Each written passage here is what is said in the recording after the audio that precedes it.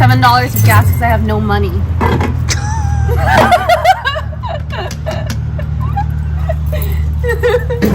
I asked a random gas station man to film this for me. He's gonna run off with my phone after this. You will not believe how crazy this is. Texas round trip. Ooh. Place is so crazy. World famous restrooms. Somehow these are only 79 cents. Oh my god, this place is like a wild zone.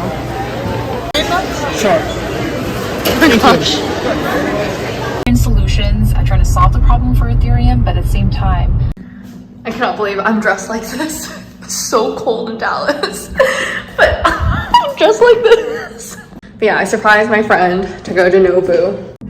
And it's not because I'm a huge baller or anything. Nobu has amazing happy hour in Dallas. I'm not talking about like, oh my gosh, like $30 a drink, like amazing happy hour. No, I mean like the supermarket sushi rolls are $12 and their sushi rolls here are $6. That's like that good of a happy hour. Yeah, I'm walking up. We had already ordered with my horrible outfit. My friend ordered the Lychee and Elderflower Martini.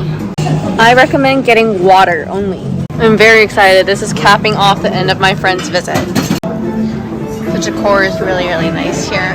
That's our super, super, super nice bartender. More of the Christmas decoration. Really, really enjoyed this place. And this is the walkway.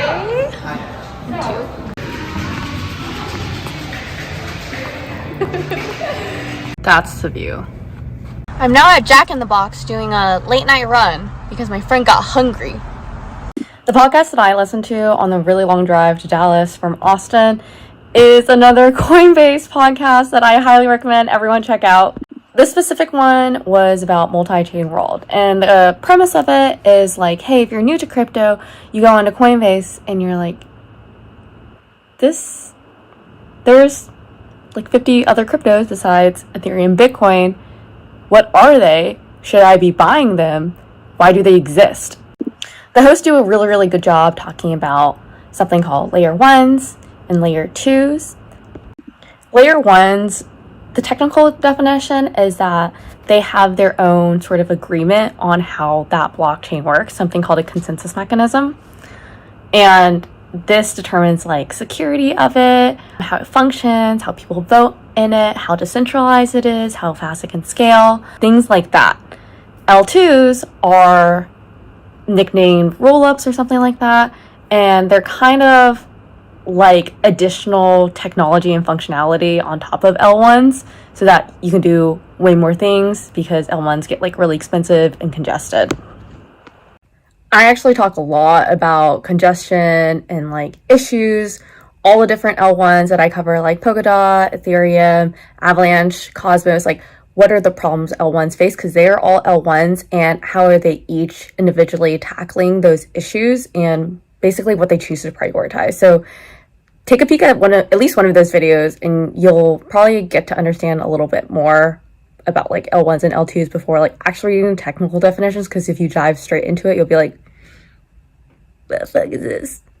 And previously with crypto has advanced so much that like the previous L1s I've covered, Avalanche, Polkadot, Ethereum, they have their own blockchain, they're very unique in their own way, they don't really cross over. It used to be an argument of, is it Ethereum killer? Is it a Bitcoin killer? There's basically the idea of like, there's going to be one blockchain that is the main blockchain that everyone uses.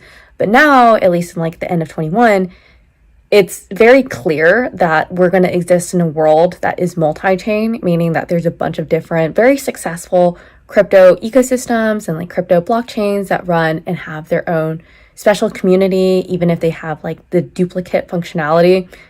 They're here to stay. This sounds like pretty high level, but it's a very interesting concept if you're interested in like, why are there so many blockchains? Where do they all come from? This won't really help you on like what to buy, but at least you understand why there's so many, and you can, with this knowledge, you can choose to not be like so overwhelmed. But for those who might be more technical watching me ramble on about this, I had a super big brain moment when they were talking, because one thing that I didn't know, or I didn't think about, were like, okay, like L2s exist on top of Ethereum. Ethereum is like getting like super congested because it's like the biggest, baddest Swiss Army knife. And if you need to just like put a random like dot of an NFT on the blockchain, why would you need like the biggest, baddest, super Swiss Army knife? I didn't really understand like how L2s. Now I've always been like, well, L2 seemed like a no-brainer. But one thing that they told me that I didn't know is that with L2s, you lose something called composability. I can cover that in later videos. But basically, you kind of like lose the advantages of an interconnected blockchain ecosystem where you connect to anything instantly. This might sound like very, what is she rambling talking about for people who aren't crypto native yet. This for people who are like very interested in this part. But yeah, Google how like composability and L2s deteriorate and what are the solutions that are working to address this, because this determines how viable L2s are going to be, which determines how viable L1s are going to be. That podcast is probably one of the best introduction to crypto, at least like technically, that I've ever encountered for people who don't know much about crypto. So highly recommend